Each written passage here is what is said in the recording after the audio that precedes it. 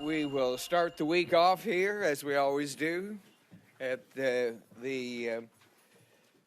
committee, the House Committee on Health and Mental Health Policy shall resume. We'll come to order, as I'm told. Mr. Clerk, please call the roll. Chairman Stevens. Present. Vice Chair Buckeye Courtway. Present. Representatives Applebaum. Collins. Cook. Dahl. Hayden. Lewis. Pollock. Seitz. Superman here. Smith. Stevens. Thomas. Wright. Okay, what's the number? Okay. Oh, okay, 14 present. That's more than enough to start a quorum, to have a quorum. We'll be doing some execting here before very long, but the very first thing that we want to do is it on? Okay. We had a protracted discussion concerning House Bill 1677, sponsored by Representative Wright, and our time elapsed before we felt like we had given a fair hearing to the opposition testimony. It kind of got caught. The time ran out before everyone got a full hearing and had a chance also to have the information only testimony. So we shall resume that. We will continue our discussion on House Bill 1677, and if there's opposition testimony that did not get spoken the other day, here is your opportunity. Yes, sir. And your name, please, sir? Mr. Chairman, Shannon Cooper today representing America's Health Insurance Plans, and I appreciate the continuation so we can, I think there's about 100 people out in the hall. They're going to join us to oppose this bill. So, I feel like I've had an unfair advantage over Representative Wright and the rest of my colleagues in this building who are on the side of this bill, because I had all weekend to think about what I could say and talk to you about, and I know we heard a lot of anecdotal stories and examples last week, and I thought, you know what, probably for every bad story about a PBM out there, there's probably a good one out there, and I thought, what would be a good example I could use? And I'm going to try and get through this without crying or getting emotional, but 7 years ago this very month, I was up at KU with my father, who was passing away from lymphoma. And the tumors had gotten so big in his stomach and in his back, he was just in an immense amount of pain. And we were up there, and if any of you have had to experience that, it's not a pleasant thing to go through watching one of your parents slowly die. And he'd battled this for 9.5 years, and the oncologist, true to his words, when he first got diagnosed, he said, Larry, I bet I can get you 8 to 10 years, but he said, nobody gets past 10 years. And the guy was pretty smart because we were nearing that 10th year anniversary. Well, anyway, we're laying in the bed, and they came in and they said, there's a shot we can get you, Larry, that you inject yourself in your stomach. Mr. Chairman, you probably know what it is. I couldn't pronounce it, nor could I spell it. But they said it might give you some relief, but they said it's very expensive. And, of course, when you're dying, money really doesn't mean a whole lot if you can get some relief. So they went down to the hospital pharmacy there at KU. Good people, I'm not saying anything bad about them at all, but they came back with the price, and it was astronomical, And, it's bad enough you're laying there dying, and then you realize, holy smoke, can I afford this? So the schemer I am, I started thinking, how much of this can we afford to buy? What do we got to do to get to where we need to be to get him some relief? And the first thing I did was call back home to my local pharmacy where, as many of you know, I worked for years as a high schooler. Probably helped me get started in life. Great people I worked for, so I called down there and kind of same deal. I said, we can get it, Shannon, but it's extremely expensive, and it'll be 2 weeks before we can get any of it. I thought, well, that ain't going to do me no good because I don't know that we got 2 weeks here. So my folks are devastated, and we load up, and we're heading back to Clinton, which is about a 90-minute drive. And I get in the car, and I tell my dad, I said, give me your insurance card. So he whips out his little Blue Cross and Blue Shield Federal Plan enrollee card, and I flip it over, and what's on the back? Call for pharmacy benefits. So I dial the number while I'm driving down the road, and, you know, unlike the stories we heard last week, I wasn't on hold for 3 hours. In fact, a real person answered the phone, a very nice lady, and after she told me how sorry she was for the circumstances, she said, you know what? She said, if you will give me the doctor's name, the office phone number, and the contact, she said, let me call and let's see what we can do. And so I gave her the information, and probably assuming when she called back, if she did, that it was just going to be the same story. But by the time we got back to Clinton, which was about a 90-minute drive, that same person, you know, it wasn't a computer, it wasn't a random call, it was the same young lady that I had talked to 90 minutes before. She called back and she said, Mr. Cooper, good news. We'll have this delivered overnight to your parents' front door by tomorrow morning.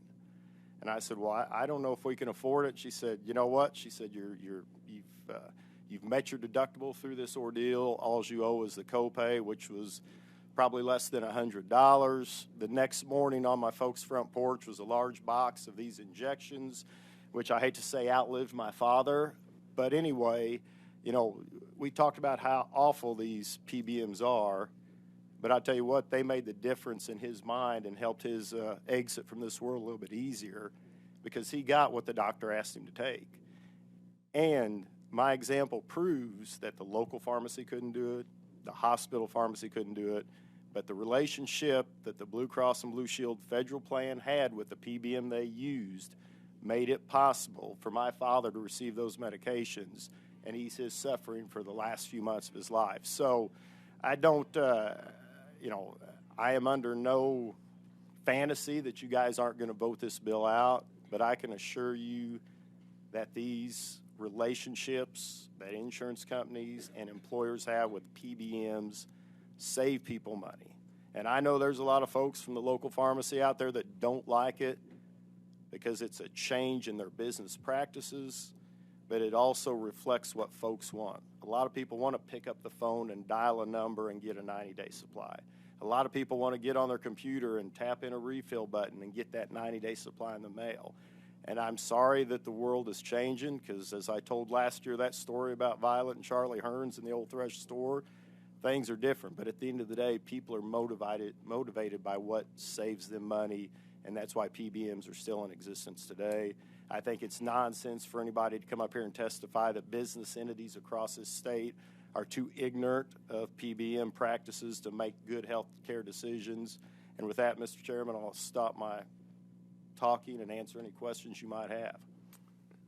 Thank you for sharing your experience. Someone on the committee having a comment or a question? Representative Thomas. To inquire, please. Please. Thank you. And again, certainly a heart-wrenching story, and I don't think anybody on this committee is saying that PBMs across the board are horrible or awful or, conspire against people, any of that. There are clearly some benefits, not just because it's in the name, but I think our concern is the transparency. It's the structure of all of this, and I do have a concern. Please help me understand, without this legislation, as it stands right now, are we not shielded and unable to see the relationship between the PBMs and some of the negotiations that have to do with Medicare and Medicaid? No, I don't know on behalf of Medicare, Medicaid, where, my belief is that as an employer contracts with these individuals, they have the right to know exactly what's going on. They have the right to ask questions. As insurers, we have the right to ask questions and see how all these benefits transpire. I think it's nonsense for anybody to think that businesses go into this blindly and say, here's a blank check, just charge me whatever you want. And there, without a doubt, there was some mention of a large dispute that's going on between an insurer and a PBM, but that's how the system works. Obviously, they felt like things were not going their way. They're in the court system right now. I don't know how that's going to be resolved. I'm not taking sides. I'm just saying we had two intelligent entities that said, hey, this isn't working. This isn't what I signed up for, and they're handling it in court. They're not over here trying to get you folks to resolve it. And no offense, they've taken it to where people who are experts in contract law are looking this over, and at the speed of which the court moves, I'm not sure, but at some point, will it be this session or next, there's going to be a resolution, and there will be a victor and there will be a loser in that case. But I do not believe that there is anything that a PBM puts out there that says, hey, Mr. Cooper, you're going to use our services for your employees, but you can't ask us a single question. At the end of the day, if I'm not happy with that price, you know what I'm doing? I'm walking down the road and finding somebody else to provide those services with me, for me. Well, and I guess I'm asking too, would this bill not increase transparency such that we as a body who have oversight and have a responsibility, a fiscal responsibility to look for our constituents at Medicare and Medicaid payments, would this bill not increase the transparency such that we would have an easier time exploring that and being watchdogs for our constituents?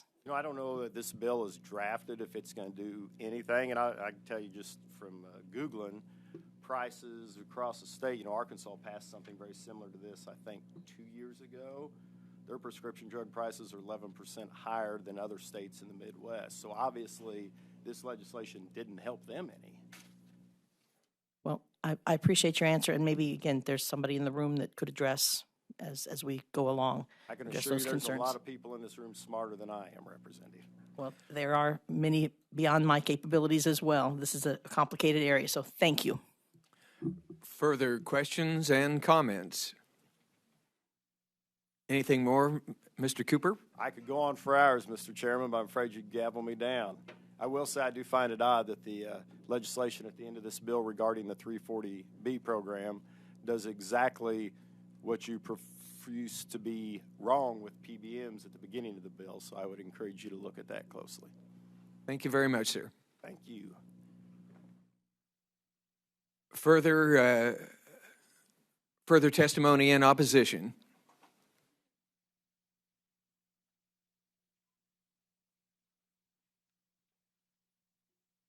Mr. Chair, members of the committee, my name is Michael Henderson. I represent the Missouri Insurance Coalition.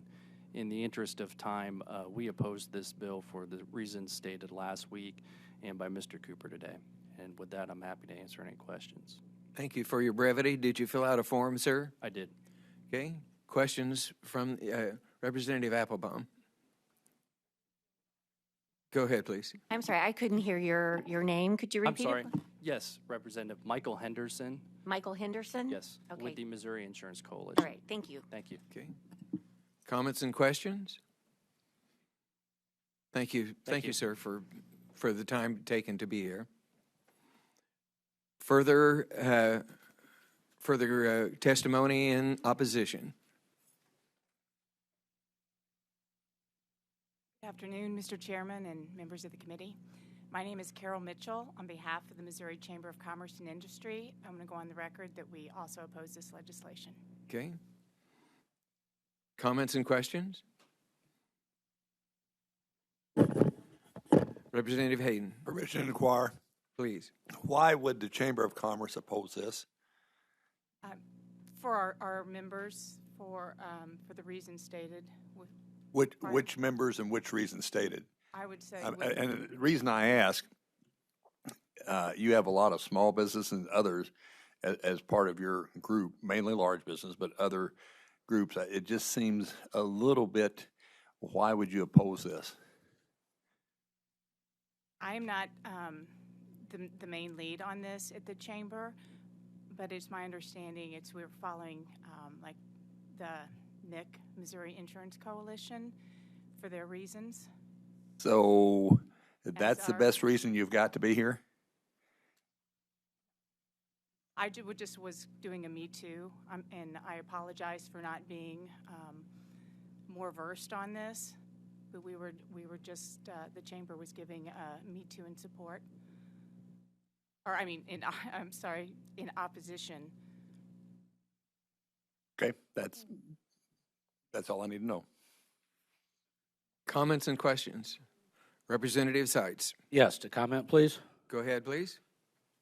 Not to put you on the spot, which I'm not going to do, but I found in some of the recent committee hearings and here and on other committees, the chamber seems not able to hear the voice of the people.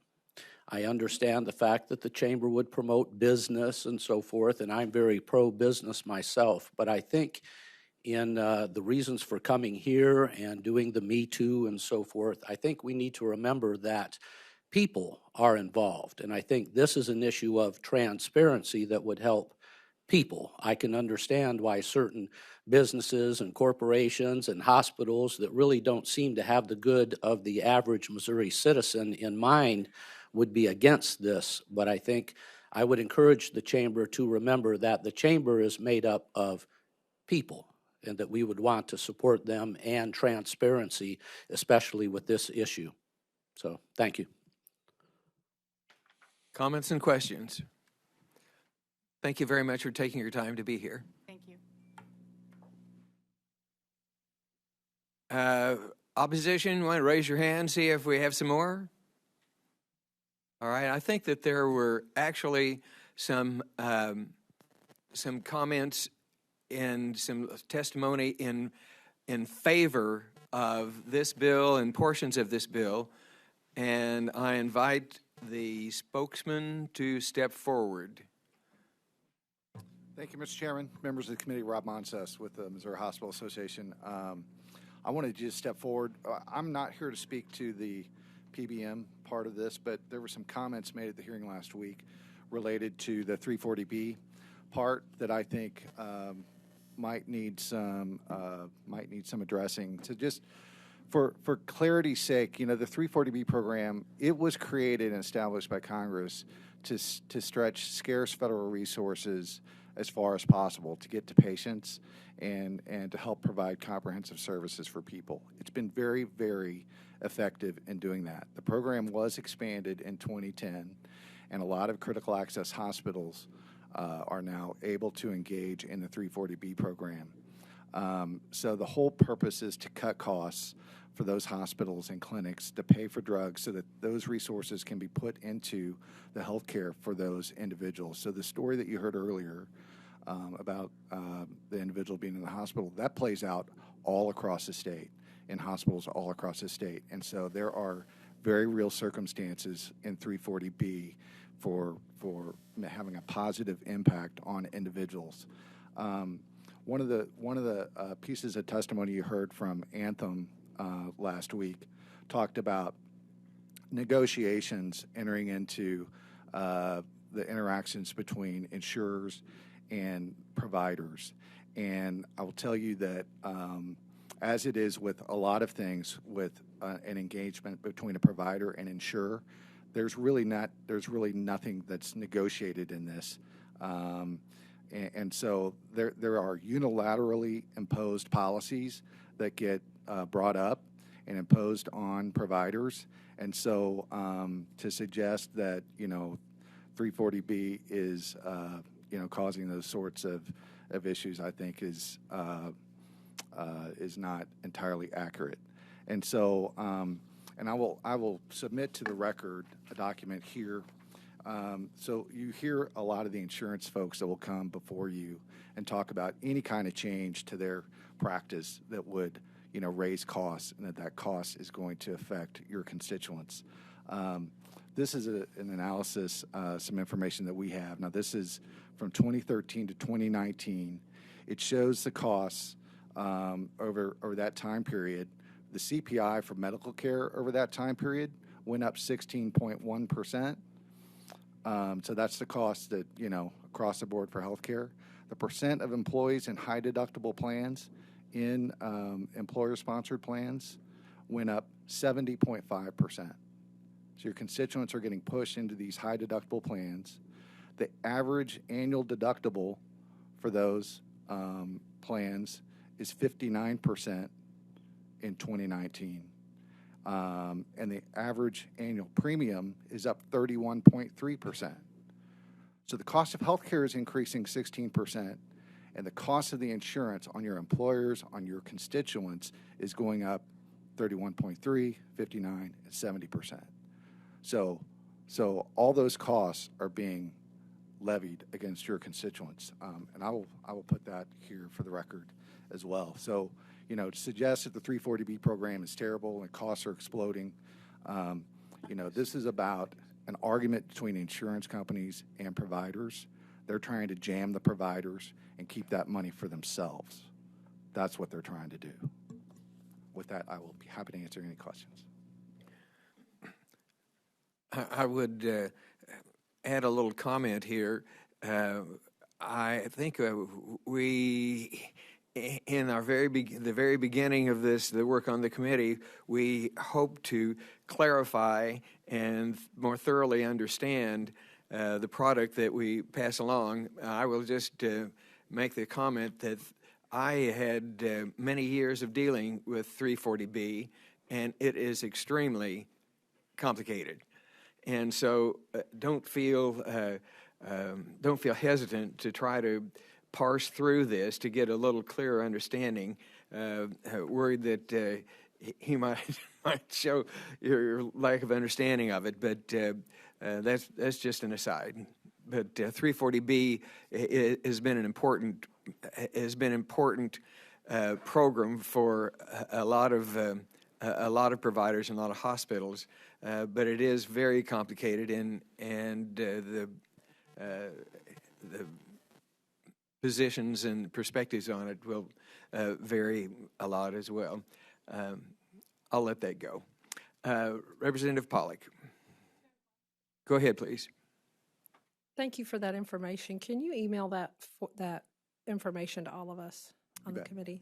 I'm happy to do that. Okay, that will be a part of the record, won't it? Yeah, yes, I'm happy to do that, Mr. Chairman. So I just wanted to give you one more chance to further clarify. The Hospital Association is in support of this legislation? We are.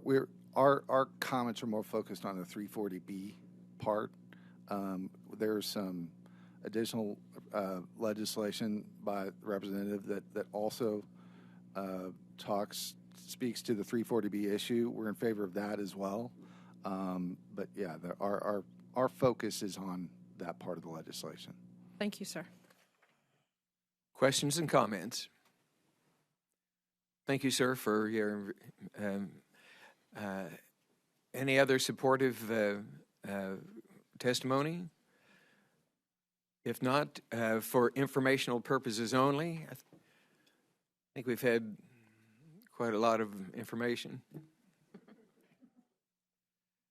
Well, Representative Wright, would you like to put a parentheses and period on this, please, sir? Thank you, Mr. Chairman, and thanks to everybody on the committee for considering this bill. As you can see, there's a lot of emotion involved with this on both sides, and I guess it's appropriate to say that good people can look at situations and read them differently, and hopefully that we'll all leave here friends and colleagues and so on, regardless of how the vote goes. I would like to circle back, Mr. Chairman. I said something last Monday that I think maybe I left maybe a wrong impression, and so I'd like to address that if I could. I mentioned that whenever there has been agreements set between PBMs and local pharmacies, there were gag clauses placed in those so that the local pharmacist was not allowed to tell the patient that there was actually a lower cost pharmaceutical or drug out there. They could only discuss the pharmaceutical or the prescription that was on the formulary approved by the PBM. I want you to know that actually has been addressed in past legislation. So my reason for bringing that up merely was if this was a good thing, I wouldn't think there would need to be a gag clause. And that was my point. And so if I left the impression that that was still an ongoing situation, my apologies to the committee. Really, this bill is about transparency, as Representative Thomas mentioned. It's about letting people know what's going on. As I've debated this with the other side, I hear that, well, this is not going to save anybody anything. It doesn't do anything to save the patients or the citizens money. Well, the goal here is to have transparency so that we have an informed public knowing exactly how things work and with these PBMs. I have never said that they're evil or that they're bad. I think they do have a purpose and they've done some good things. I just personally believe that they've maybe lost their main original focus, which was driving costs down for the public, as opposed to maybe paying dividends to shareholders, etc.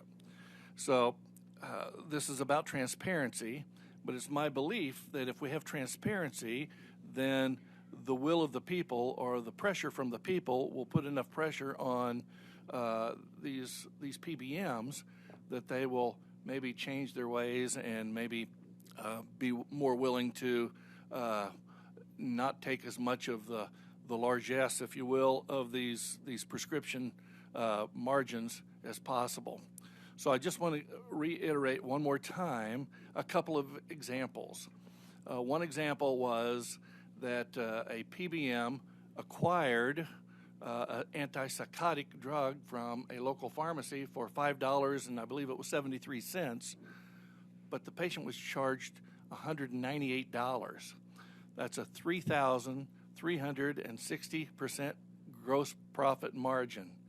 Now, I've run lots of businesses, I've owned lots of businesses, and if I can get an 80 to 100% margin, that's pretty great. That's really good.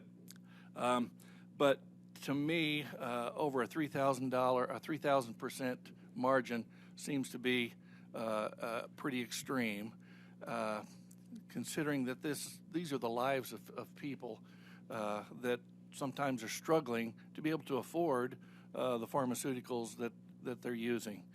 And so I wanted to put that out there. Another situation that I'm familiar with was that there was an organization that actually, forgot my train of thought.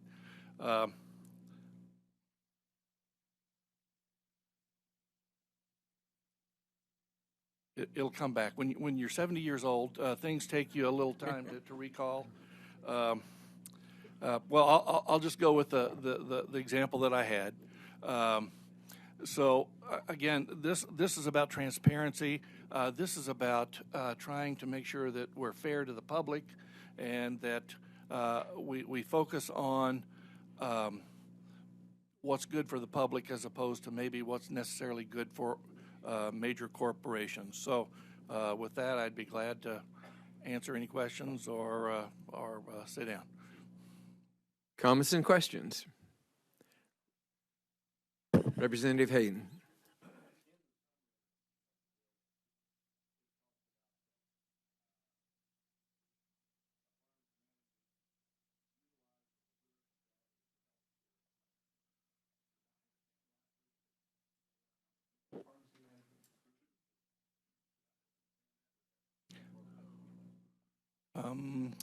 They are using they are. They are. Yeah. Missouri Medicaid was not. And for those of you who maybe have a question, that is the organization that administers state employee benefits. Basically, in this bill, it's saying somebody's using the health care plan for the state, that we would be able to see, in essence, what their what they're getting back, so we can analyze, does that seem reasonable? Because we're getting numbers that they have saved the state or saved the public X number of dollars. And the question is that more dollars, or are you saving us dollars but then costing us dollars to have this in the cost of drugs? Am I correct in that thought? You're exactly correct. All right, well, that's my understanding, so that's what I need to know. And transparency is bad in what way? I mean, why would anybody fight that transparency other than it exposes their business structure? Well, I think that there may be a thought that these are private companies, maybe publicly traded companies, but the processes and the negotiations between them should be left between them. I guess my comeback on that is, when we're talking about public dollars, we should be able to as guardians of the budget and the monies and the funding that comes in, we should be able to know that, and so I believe that that's fair. I mean, we're not asking for it for all their business, but only on Missouri Consolidated Health Care Plan, correct? Yes. Okay, thank you. You bet. And thank you for jogging my memory. The other example, there was an example where there was a pharmaceutical for $10, but the patient had a copay of $15, and so they paid the $15 copay to get the $10 drug, and then the PBM pocketed the $5. And so the patient would have been a lot better off just not having any kind of a plan, beyond a plan, just buying the pharmaceutical on their own, paying the $10. So again, I'm not here to say that they're evil. I think they have a purpose.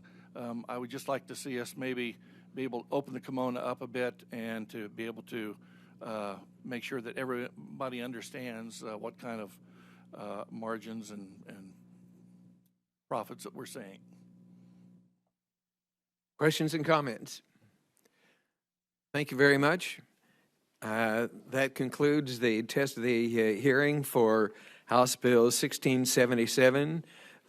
We will take up consideration for an executive session on the matter perhaps next week. Also, I think I also mentioned before that there are a number of days and weeks of honor recognition, and so that's going to be an ongoing thing. And today we have one that is on House Bill 2462, presented by Representative Berger.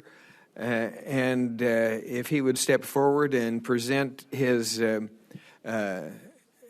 day of honor, we will entertain these testimony. Go ahead, please. Committee, Chair Stevens, Vice Chair Buckeye Courtway, Ranking Member Applebaum, thank you for allowing me to be here. House Bill 2462, Donate Life Day. I'm Jamie Berger, representing Scott County and northern part of Mississippi County. April is National Donate Life Month, bringing awareness and encouraging Americans to register as organ, eye, and tissue donors, and to honor those that have saved lives through the gift of donation. April 16th through the 22nd is Blue and Green Spirit Week, and April 22nd is Blue and Green Day. As that is a Friday, I hope you will join me in wearing blue and green on Thursday, April 21st, to engage in sharing the Donate Life message. Last session, I successfully amended Senate Bill 72 with the Missouri Donate Life Day language. Unfortunately, the language was stripped during the Joint Conference Committee process, along with several other amendments. In June 2014, personal friends of mine, Aaron and Rhonda Robert, suffered the tragedy of losing their 15-year-old son, Caden. They knew he had chosen to give the gift of life through organ and tissue donation, and they granted his wish. At the time of his death, Caden had just completed his freshman year at Kelly High School in Benton, and that's where I'm from also. So in the spring of 2015, the Robert family wanted to raise awareness to others. They combined Caden's love for baseball in April, which is Donate Life Month, to create the Green Up Game Challenge. Through the effort, Robert sent out a challenge to other area school districts to raise awareness and funds for the National Organ and Tissue Donation Organization Donate Life. As a result, there has been a notable increase in registrations to the organ donor registry in our area. To commemorate National Donate Life Month, I will be displaying Caden's photo and poster along with the blue and green Donate Life ribbons in my office in Jeff City during the month of April, and I did that last year also. I will also be requesting the Capitol Dome be lit in blue and green to raise awareness. I have signed the organ donation pledge myself, and I encourage all of the committee members and my constituents to sign the gift of life as well. With that, I'm willing to take any questions. Representative Pollock, please. Thank you for bringing this forward. I've said it 100 times, but 26 years in healthcare, 8 years in the emergency department. Everybody, anybody can donate life. And my dad, when he passed away, he had heart disease. He had several other comorbidities that people would think not, that he wouldn't be viable or have anything to donate, but he did. And his donation upon his death was able to save 6 other lives. And so everyone can donate, and this is so important. And I fully support this legislation, and thank you for bringing it. This issue has come to roost on this body. As many and most of you are probably aware, last year, the former representative, now the director of the Missouri Department of Revenue, Representative and former Senator Wallingford, was the recipient of a kidney that prolonged his life, and Representative Eggleston has basically saved the life of his wife with the donation of his kidney and giving a donation chain along. So this is something that we're all aware of, and this body is certainly very, very we're well aware of. Thank you for the kind comments, but a lot of times things just make sense, or sometimes they don't make sense in Jeff City. But this does make sense. I have some people to testify that have a personal tragedy experience to share. That's also from our area also. And I think that comes to play more than me sitting up here reading a scripted thing that I had, and I put it in personal perspective. But any other questions? Representative Cook. Permission to inquire? Please. Representative Berger, thank you for bringing this forward. I just wanted to let you know I have co-sponsored this bill, and I think it'd be great for the rest of us to co-sponsor this, and thank you again for bringing it forward. Thank you for inviting folks up here to testify on behalf of this. Thank you. I appreciate that. One thing, I thought it was successful last year. The amendment was successful, and I went home believing everything was good. Well, I come back to find out it wasn't. Maybe that's a reason to raise more awareness. To take 2 hitches at it covers more people. Maybe it was a blessing in disguise. Representative Applebaum, did you have a comment? Yes. Fire. All right. Go ahead. Thank you, Representative, for bringing this to this committee. I really appreciate it. On my driver's license, on the bottom corner, I believe it says that I'm a donor. And I'm just curious how this works with their driver's license. Is this something different? I don't think you have to sign that anymore. I have a website that you can actually go to sign up there, but I have some professional people that are with the Donate Life group with me today, and also people with personal tragedies, so they'd be more versed to answer those questions. Okay. All right. Thank you. Thank you, Mr. Chairman. Yes. Representative Collins. Hi. I don't know if this is a weird question to ask, but do you know if people who are incarcerated get the option of donating organs? I don't know. I don't know that. They may know that, but I don't know that. Because I was thinking like those guys who are said to be executed, do they have an option before they get executed to give their organs up? Wow. I don't know, that would be a good question because they could give the gift of life while their life is being ended. Yeah, it was just a thought. Right. Thank you. Wow. Thank you.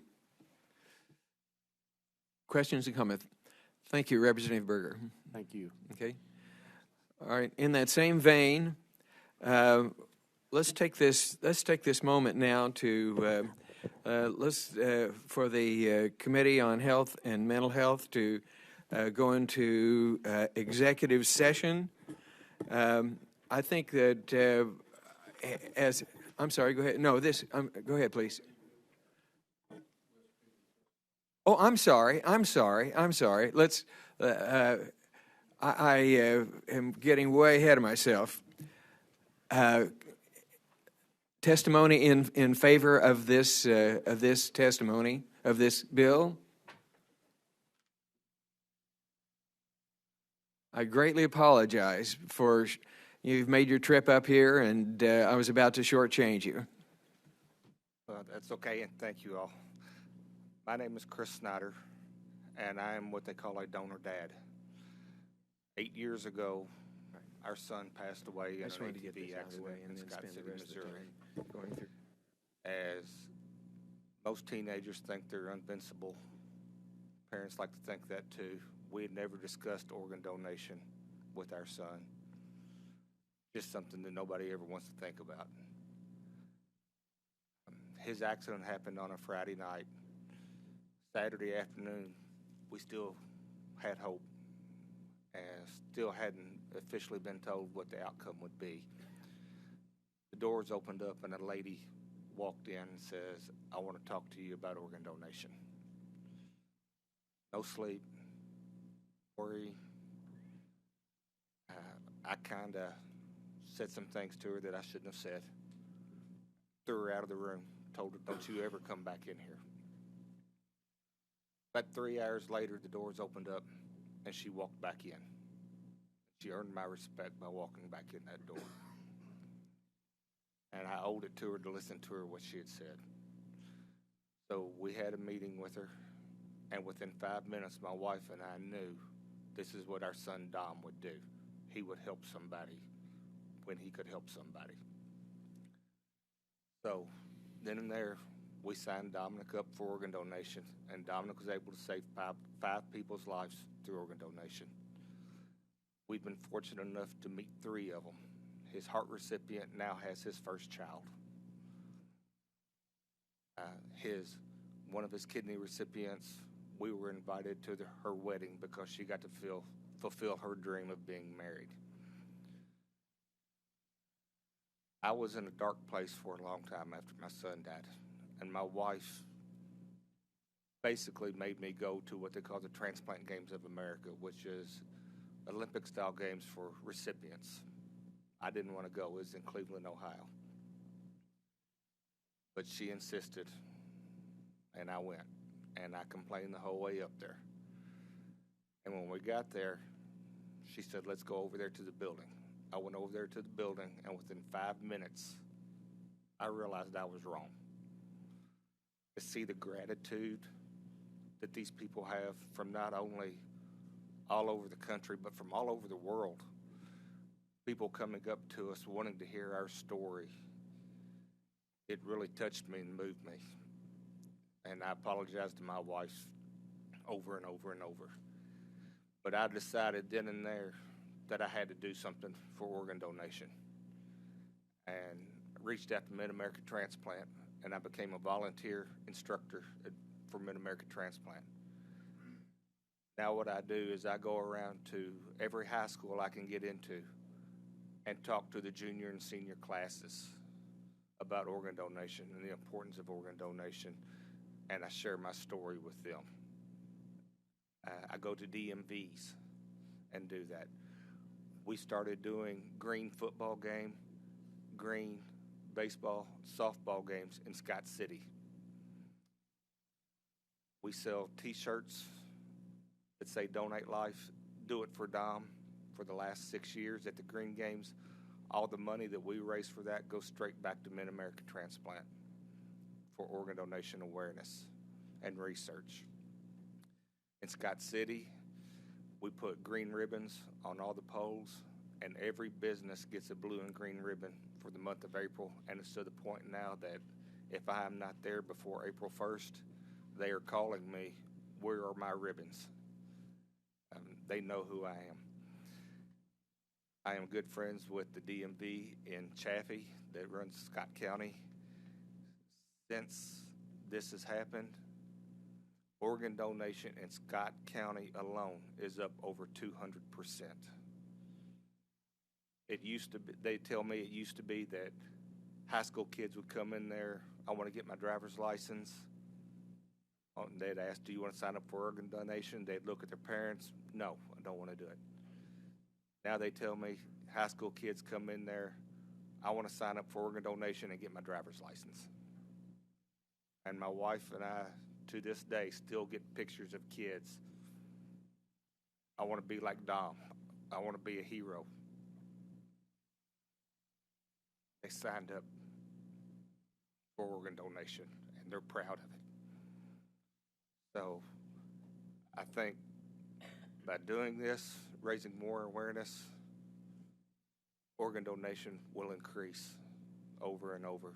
There are hundreds and hundreds of Missourians on a waiting list and hundreds that pass away every day without getting the gift of life. All it takes is a simple yes. Thank you. Oh, my. And I nearly passed you by. Comments and questions? Representative Pollock. Thank you so much. It's on my license. You've taken a very hard thing and turned it into a great positive, and I can't thank you enough. I've worked on people in the healthcare field many times that have received tissue or eyes or, several different organs. I work in the heart, and I've worked with heart recipients, and it's the greatest thing you can do for your son's memory, and he's very proud of you. Thank you. Thank you. He's a hero. Representative Smith. We hear a lot of testimony, and that was probably one of the best ones I've ever heard. And I appreciate you coming up here to share that with us. Thank you, sir. Thank you. Further comments and questions? Thank you very much, sir, for such a compelling story. Thank you. Further support, testimony?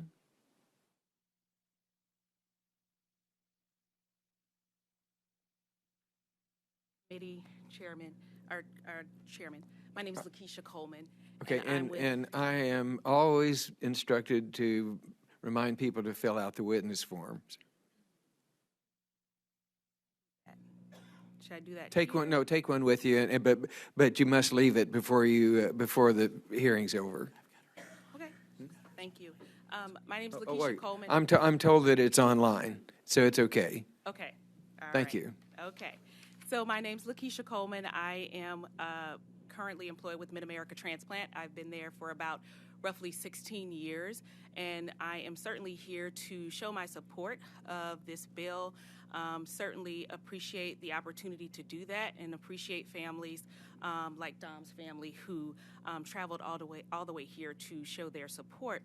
Currently, there are over 106,000 people listed in this country who are waiting on an organ transplant.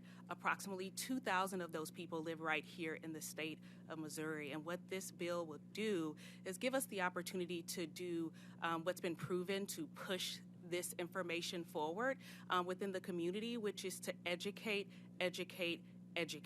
because that's how people will know how important organ and tissue donation is. We don't want the first time people have an experience with organ and tissue donation is when we walk in the room like Dom's family and they're meeting us for the first time after they've just been given a devastating blow to their family unit, and then they're asked within minutes to make another life-changing decision. And so we'd like to educate folks so that they have that information going in for the question asked by the representative. When you have it on your driver's license, that simply is a show of support and your commitment to the process of organ and tissue donation. That is your legal binding consent. That's the answer. I mean, Yes.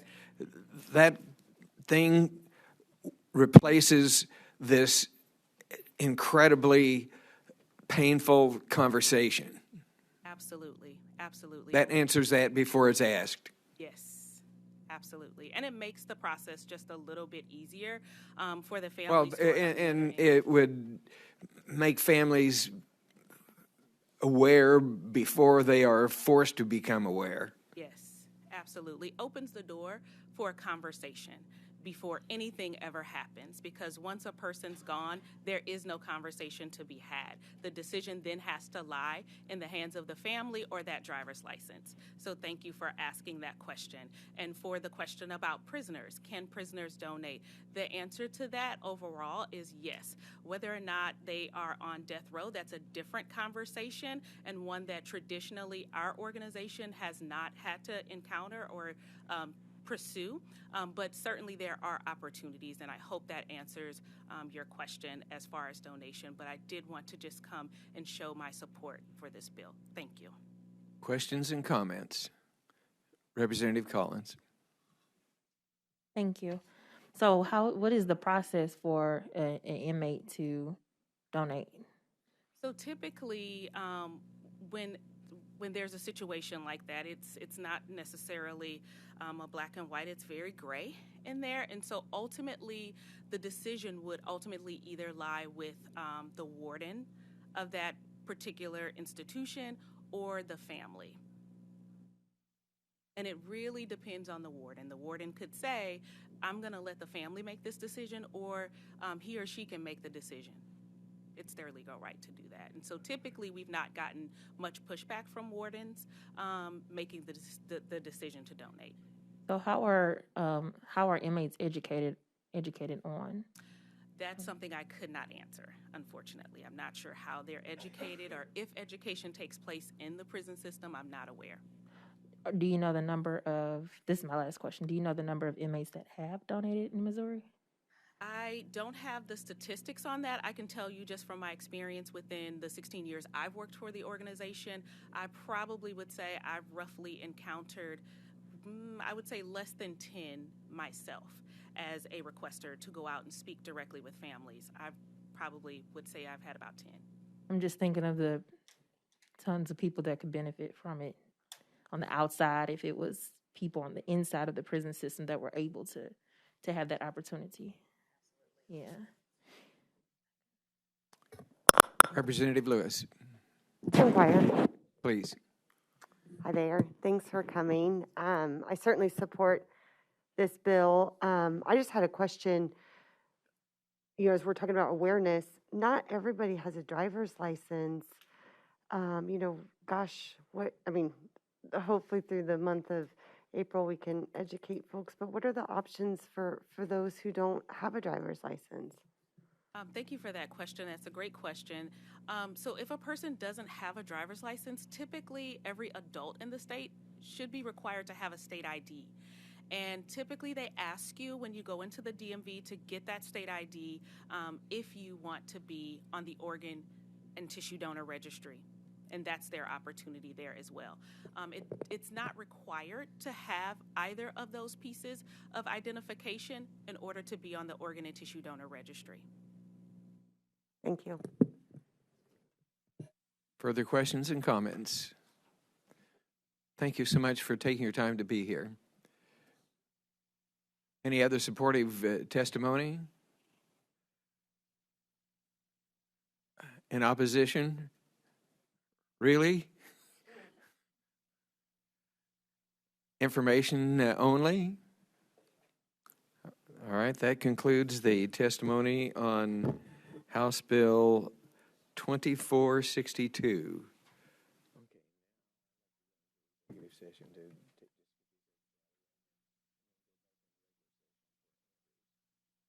Okay, we're going to do some housekeeping here. We're going to the Committee on Health and Mental Health Policy will now go into executive session. We will take action on House Bill 2356, sponsored by Representative McDaniel, for Biliary Atresia Awareness Day. I don't know if it is worth repeating, but I'm going to take this parade of days through this process and gather them towards the end of the session and roll them together and make them probably one bill as a part of a larger bill. But obviously different people have different interests that want to be honored, and I'm probably going to let that process go through as the request comes through. So let's see, how's the script going there? Okay. I move that House Bill 2356 be voted do pass. Discussions. This is the one on Biliary Atresia Awareness Day from Representative McDaniel. Representative Hayden. I agree with your plan. The only question I've got, does that interfere with the ability of some of these to get passed due to not having enough time in the Senate? I wonder, but I've just kind of made the decision that as the people that have special interest in these different causes, I'm not going to be the arbiter. I'm going to go ahead and let these come through as they're requested. Okay, thank you. You may be exactly right. I mean, some may be more meritorious than others. One we just heard was especially compelling. So I'm not sure if that's the best or right way to do it, but I'm going to let these come together as a body. Are you thinking maybe somewhere, say the 1st of April, you'll try to send them well, over? Well, I don't know. We'll see how I don't want to delay it so long that it's doomed to fail. Yeah. Okay. Thank you. Representative Right. Close enough, Sites. Sites. That's okay. I'm sitting way over here in the corner. You know I know you. You know that I know you. Yeah, I'm sitting in the corner today. I agree with your decision as far as bringing these bills together. I would like to say, and I think you intimated here just a second ago, that Donate Life Day seems to be all-encompassing, and I think it's a very important bill that should be a standalone bill, if any of these are to be a standalone, that Donate Life affects all of us, whereas some of these other bills may not. So okay, we can have a discussion on that and sure. See. We're not at the point in the process where that's past the point of no return. Okay, great. Okay? Thank you. Okay. All right. If that's all the discussion, will the clerk please call the roll? Oh, I did. I did make the motion to do pass, did I not? Okay. All right. There you go. Chairman Stevens? Aye. Vice Chair Buckeye Courtway? Aye. Representatives Applebaum? Aye. Collins? Aye. Cook? Aye. Dahl? Aye. Hayden? Aye. Lewis? Aye. Seitz? Aye. Or Pollock? Apologies. Now Seitz? Aye. Smith? Aye. Stevens? Aye. Thomas? Aye. Wright? Okay, we have the 14 ayes and 0 noes. So House Bill 2356 has passed muster. So I now move that. See okay. I now move that Bill 1629 be voted do pass. Any discussion? This is the bill on myasthenia gravis by Representative Morse. No discussion? Mr. Clerk, please call the roll. Chairman Stevens? Aye. Vice Chair Buckeye Courtway? Aye. Representatives Applebaum? Collins? Cook? Dahl? Hayden? Lewis?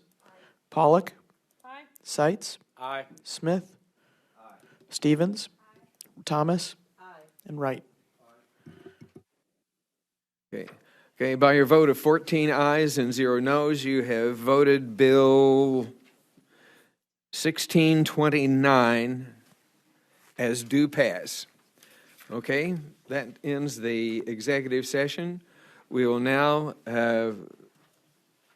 return to the regular session where we will hear the bill, House Bill 2355 with Representative Andrews.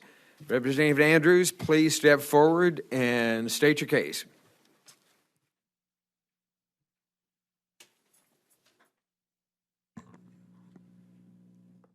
Thank you, Mr. Chair. Members of the committee, for the record, my name is Alan Andrews. I represent the great northwest corner of the state, the counties of Atchison, Holt, Nottoway, and Worth. Certainly appreciate you allowing House Bill 2355 to be heard today. This bill has been more than a 3-year work in progress. Probably many of you remember this bill from last year. It was voted out of this committee unanimously to be sidetracked by the Senate, to be shut down with COVID. A lot of different things have happened to this bill that are just kind of an anomaly that hopefully that we'll be able to see this bill get to the governor this year as lives certainly depend on it. House Bill 2355 pertains to time-critical diagnosis, which focuses on victims of stroke, trauma, and STEMI, or heart-related emergencies.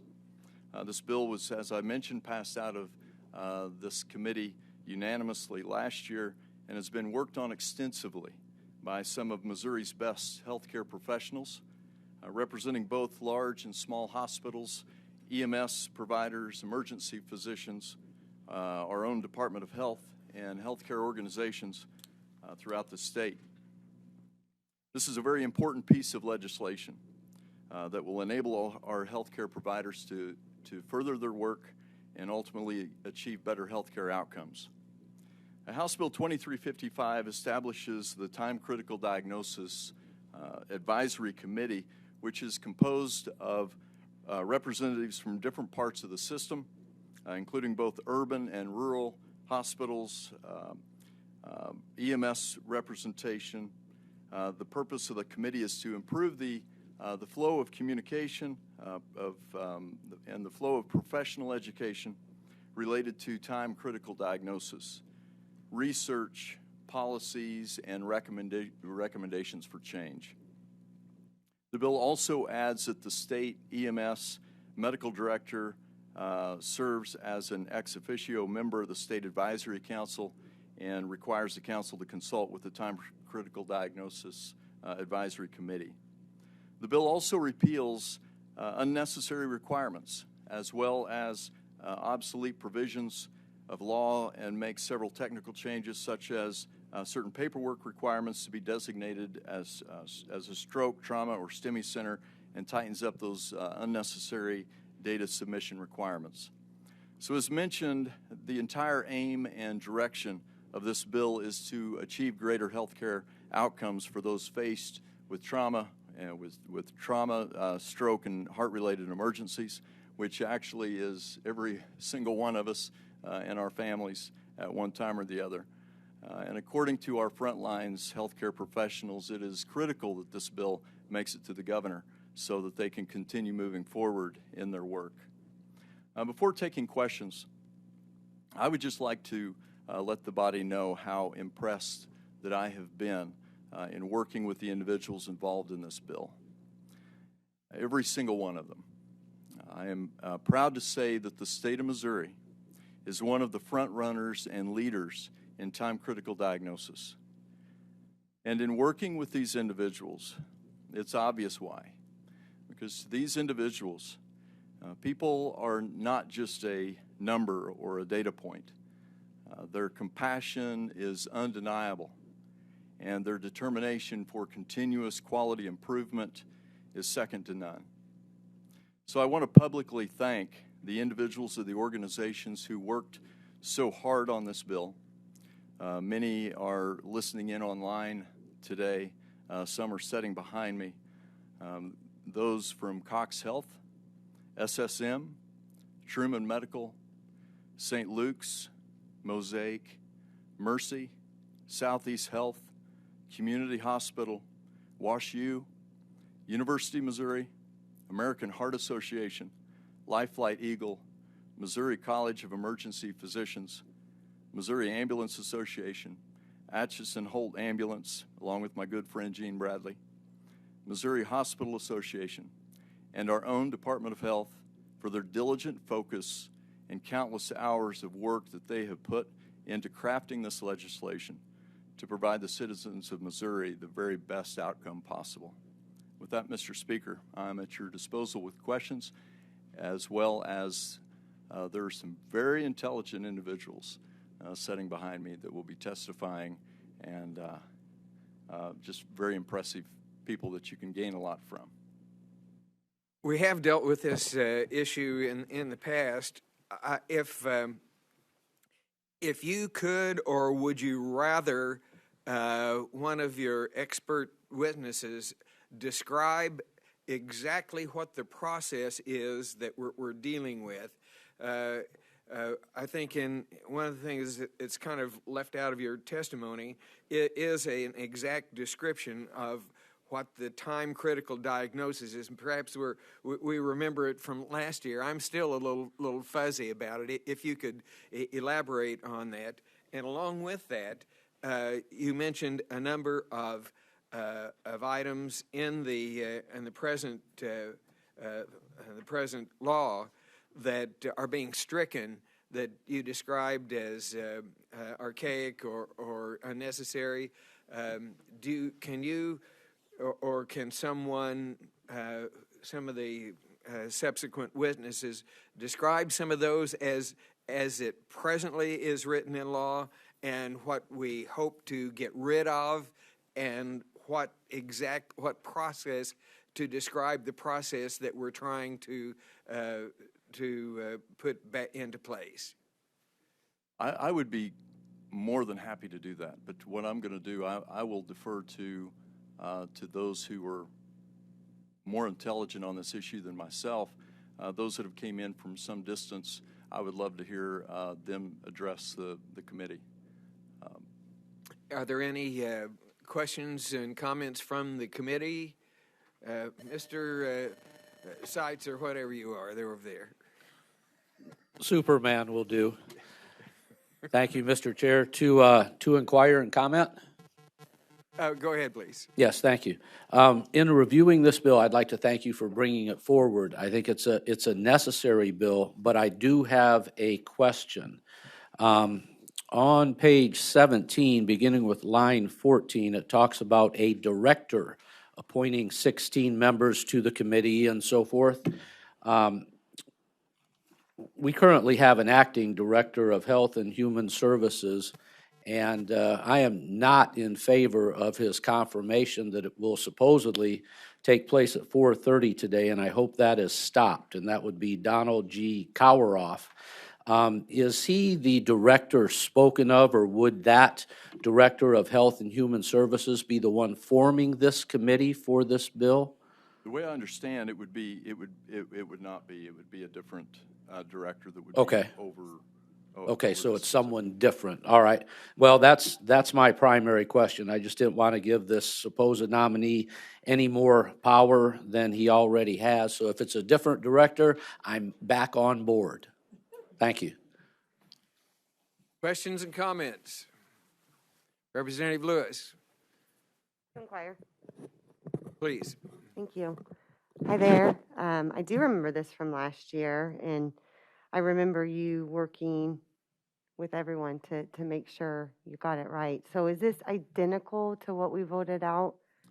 There were a few changes that we worked on to really kind of bring. There were some concerns on the other side of the building that was brought up. One in particular with the education, continual education for some of the doctors that was being required. Some of that was a concern on the other side of the building that we've kind of worked to kind of craft that to kind of ease that. What you're exactly right. This is a piece of work that we brought everyone in together, all those professionals that are dealing front lines with this, to get everyone's input into crafting something that will put everyone really on the same footing to be able to move things forward, data collection and all, to be able to really sharpen their skills at addressing these time-critical situations. So there was just a few changes made like that I think really is really going to make things even a little bit better, but hardly anything that any substantive change that was made. Okay, thanks. And then, so you said that we're kind of a leader in this area. So are we striking current designations and levels with STEMI or stroke center? You know, like we know this hospital is a stroke center in town or something like that. So does this get rid of those, like terms that we're used to, or? No, it doesn't get rid of those. It just, what we're doing basically is the designations, the way I understand, will still be there. Okay. But that was a question. That was a good question that we came up in conversation today. Is just kind of having a little roundtable meeting on this, kind of recapping everything, and that was one of the questions that came up as far as, you know, are we still going to have the designated stroke centers, trauma centers, the different levels, and all of those will still be in play. So yeah, we're not going to be taking anything away to weaken the current structure, but just basically everyone collaborating together to get on the same footing, the same page, so to speak. Okay, great. And then just one final question. On page 16, line 5, you're adding physician assistant. And in this committee and another committee I serve on, we've had a lot of bills come through about APRNs. Would you be open to adding APRNs here, or is it assumed that they're under the registered nurse? It's a good question. Honestly, that would be a better question to ask some of the individuals that will be coming for testimony. I would hate to really kind of lend myself to that. Okay, I'll save it. Yeah, thank you. Good question, though. Representative Collins. Hi. So I'm looking at page 17, and I see I see the one member who resides in an urban area, one member who resides in a rural area, and then on page 18, line 27, it says one member who is employed by a rural or critical access hospital. I'm just wondering if you are, and I get the intent of the bill. I like the bill. I'm wondering if you are open to, so like in my area, I have BJC Hospital and I have Children's, but the northern part of my district, of course, there are no hospitals, and there are like different little smaller healthcare facilities, like, you know, smaller clinics.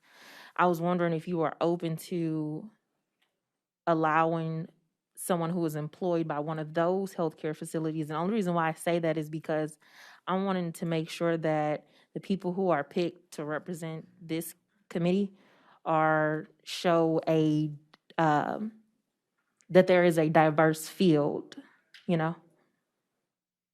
So tell me again, what would that look like to you? So when we say urban areas, when you say a member who resides in an urban area, it doesn't have to be the area that's significantly impacted by health disparities. It could be an area that is, not significantly impacted by health disparities, because every urban area, I'm just using my district for example, my district is an urban district, but every area in my district is not heavily impacted by health disparities. You get what I'm saying? I do. Mm-hmm. Let me follow up on that. Okay. So, urban area. And we could talk more offline. I'm just trying to make sure that on record I'm being, I guess, politically correct. Right. Urban area with healthcare disparities. Mm-hmm. Okay.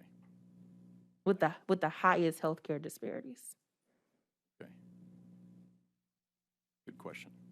Thank you.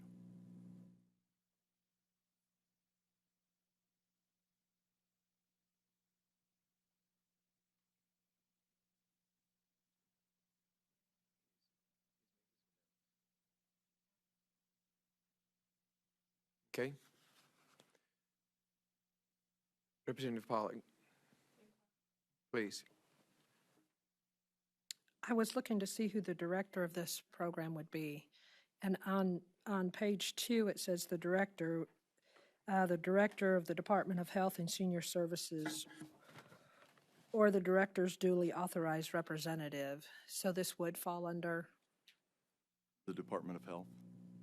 Right, yes, yeah. Okay. I think, wasn't that the question that I asked? Would the acting director Coweroff be the director noted in the bill? So he is going to be in charge of picking the committee?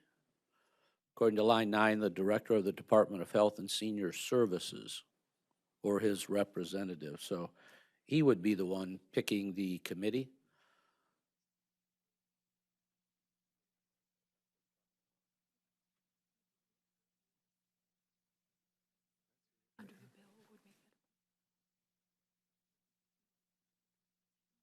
It would be.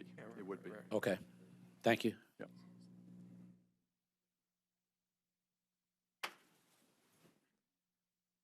Questions and comments towards Representative Andrews? Do you have? I'm sorry. I guess my question back would be,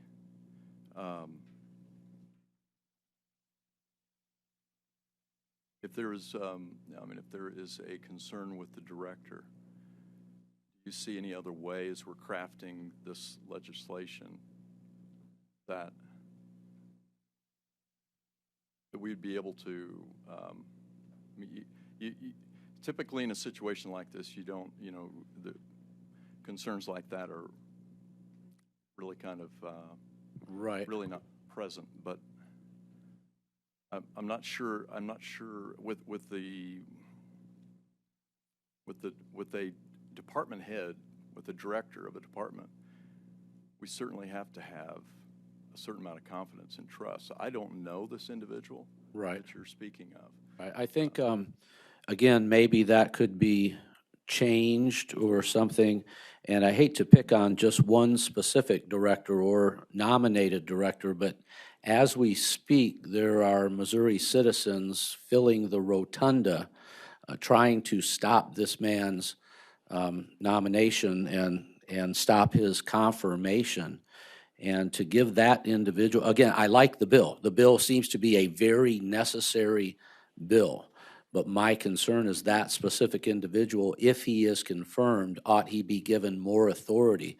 And I think there are a few hundred Missouri citizens in the rotunda right now saying no. So maybe we can look at that that issue as far as who actually appoints these members of the committee, and maybe it could be someone other than the Director of Health and Senior Services. I don't know. It's something to look at because it is a good bill, except in this political climate right now as we speak, that individual is not held in high esteem by all of us here in the Capitol. Well, I appreciate you bringing that up because, maybe, and we will take a good look at that and see what we can do to accommodate that, where maybe it could be the director as approved by. You want to say that?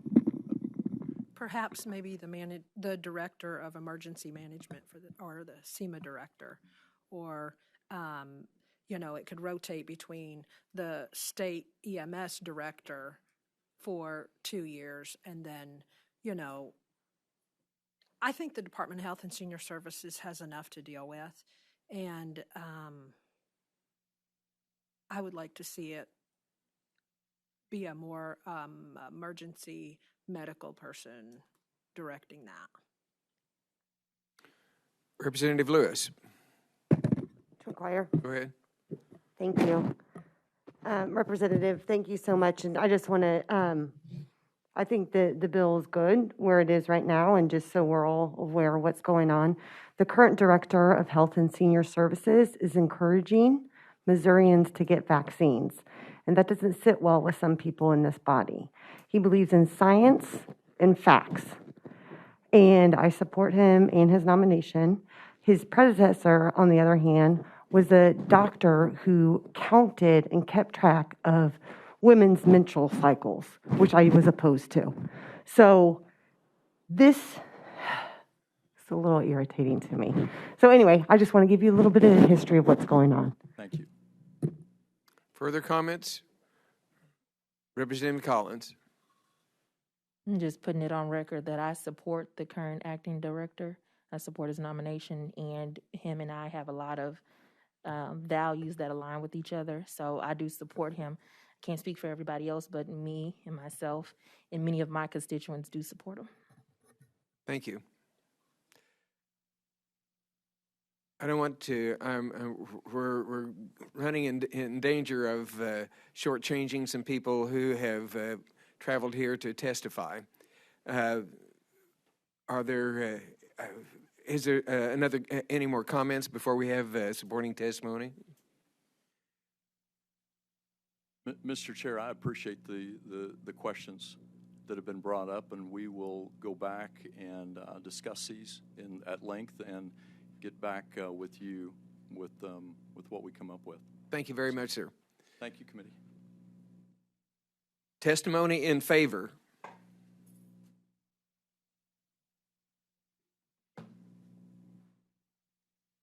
Mr. Chairman, I turned it off. Mr. Chairman, members of the committee, Bill Anderson on behalf of the Missouri Hospital Association. I want to go on record in support of House Bill 2355.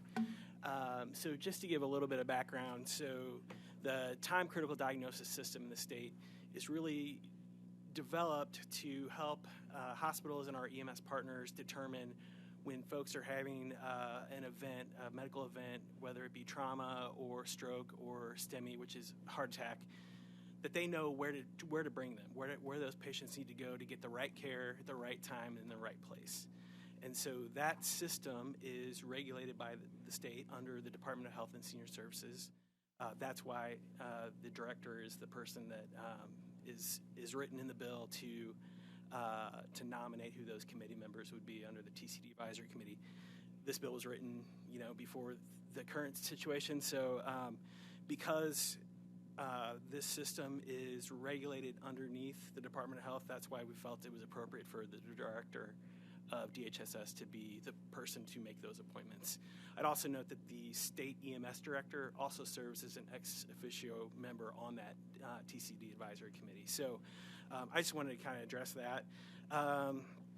In terms of some of the chairman asked what were some of the things that were changed in the bill related to obsolete things or to make practices better.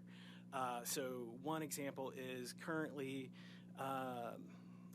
in order to do a site review, they have to be on-site. This legislation would allow them to do on-site or off-site remote reviews, or a combination of the two, in order to do their surveys, which helps them more efficiently do those processes as these centers are spread all across the state. That was one thing that was during the pandemic, they were allowed to do that as well. So it's been really helpful. Another thing is the trauma, stroke, and STEMI all had different timelines between surveys. And what this bill does is takes those and aligns them all at 3 years. Some were 5, some were 4. So this bill would do that. And then it would also... These are required reviews. Correct. From so review. What kind of review? Yeah, what kind of review? I mean, so hospitals are licensed under the Department of Health and Senior Sure. Services. There's annual surveys under that process. But when they're designated as one of these centers, there's additional reviews that they would have to do. And so what that means is that the state, for those that are designated under the state program, they would have a survey every 3 years to make sure that they're still meeting all the requirements of those designations. what are some of the different kind of reviews? Different between trauma, stroke, or STEMI. Okay, all right. Okay. Yeah. They will all have the same... They would be all on the same timeline. On the same They'd time. all have the same 3-year. Okay, all right. And now that's just kind of... Now one's 5, one's 4. Here's the and it's here, and this aligns it, makes it easier, for those centers to know and be on a schedule for when those reviews would occur. And then the other item for patient safety is it allows physician assistants specifically to communicate with EMS personnel that are bringing patients in. Because, and to your question, Representative Lewis, I think because it's the APRNs would be licensed under their RN license, this should be fine for them as well, but we'll double check on that. And I'm trying to be brief, but answer all your questions, Mr. Chairman. The other thing I would mention, so the sponsor mentioned a couple changes from last year. So this is largely the House Committee sub that was voted out last year. The two changes are, the one is in, it is on page 15, starting at line 158. And so that language was revised just a little bit from last year. So that was one of the concerns on the other side of the building related to educational requirements. And then the other change, last year, there was a section that was deleted entirely from statute, and that made the bill really long. And so this year, the change there, it's section 190.245. It starts on page 16, line 1, and goes through page 17, line 13. And that is related to aligning how quality improvement happens with the hospitals. Last year, the section got deleted and moved somewhere else in the bill. And so in this version, it just stays where it is, and the changes are made in that existing section of law. Question? I'm sorry, go ahead. And then please. one other question. Go ahead. One other question I did want to address. So Representative Lewis, I believe, asked about on page 13. There's different levels and Joint Commission, and it starts on line 56 and goes to line 78. And basically, those specific things are deleted from the statute, but those appear in the department's regulations on this. And so this allows them, as the Heart Association or these certifying bodies may change over time. You don't have to have a statutory to change for them to be able to implement those changes in the designation. So I was kind of all over the place there, but I wanted to make sure I answered everyone's questions, and I'm happy to answer any additional ones. Questions? Yes. Representative Dahl. To inquire. Go ahead, please. I'm just curious, so as someone that lives in an urban area or suburban, these centers are readily available. Will this bill help to increase those designations in our rural areas or less served? So, we have new centers coming on all the time. I think there's a couple new stroke centers from last year. I think there's maybe a few STEMI centers coming online. So having certainty in how these things work, and also, in Missouri we have a dual process for designating these centers. There's, you can be certified either by a national certifying body, or there's the stateside process, which I think at times is less expensive for hospitals to go through, which would really be beneficial to our rural hospitals. So is there a concerted effort to try and get these hospitals to get these designations? So, I think that's a great question. I'm not aware of a concerted effort, but I know there are hospitals that look at these different designations all the time to determine whether, they have the capacity to. It'd be nice to make sure we had them in every general area of the state. Yeah, and they're pretty spread out. There's actually a map on the Department of Health's website that shows where all the different centers are. Awesome. Thank you. Questions and comments? Representative Thomas. To inquire, please. Please. Thank you. Just a couple clarifications. For patients that are able to give their preferences, because this says a patient will be transported to a trauma center, a stroke center, whatever, do they have a choice in which one, therefore potentially farther distance? That's a great question. Okay. And then the corollary, because I want to ask both of them, for those that aren't able to exhibit any kind of preference, they're unconscious, unable to respond maybe, is there an expectation, maybe it's just baked into the cake here, that it's the closest center? I'm just asking what you understand about that situation. Thank you. So my understanding is that, and potentially my EMS friends can help me out on that one. They probably know that part of it a little better than I do. I do know that, we do have times when people present themselves in an ER, and so that's outside of this. What this really helps to try to coordinate is how our EMS services would bring people to a facility where they needed care. So that's a good question. If our friends over here don't know, we'll work to get an answer for you. Okay. Thank you. Thank you very much, sir. Do we have other supporting testimony?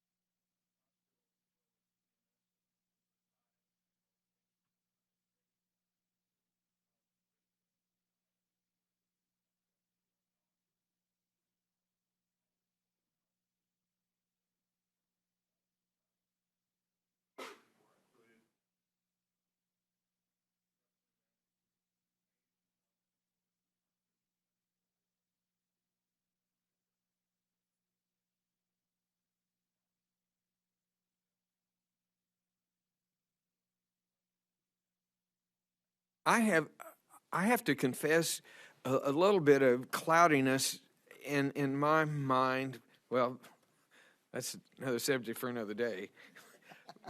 But about the real life situations that this system applies to. What happens?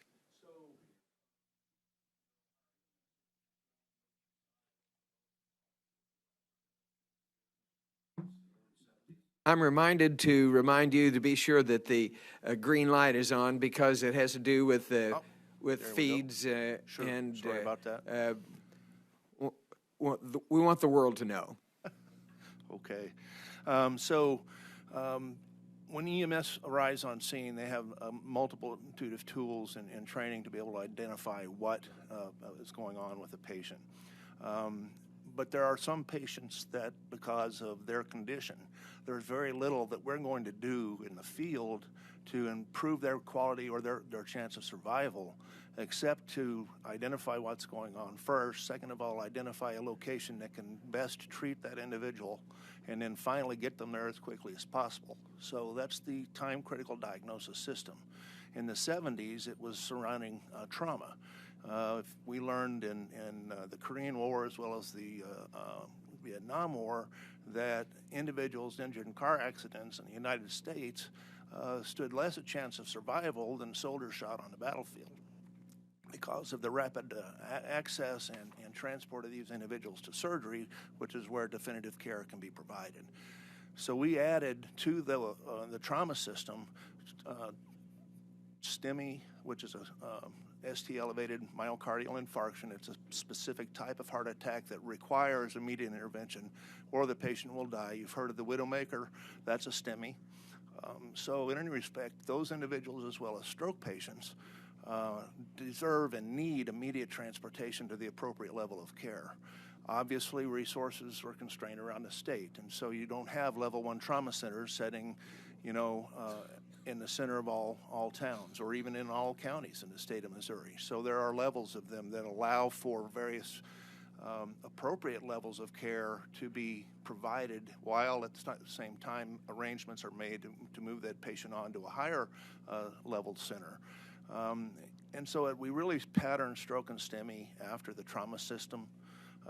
When we did so, all we had was a trauma system to go on, and so when it came to things like how many hours of education the nurses should have in the emergency department or the physicians for that matter, there was a great disparity from the training that hospital personnel had in the late 70s as opposed to what we have today in the hospitals. And so there was some logical things that could be done in updating our law that removes some of those requirements which were very costly to the hospitals without impacting the quality of the care that they're able to provide the patients.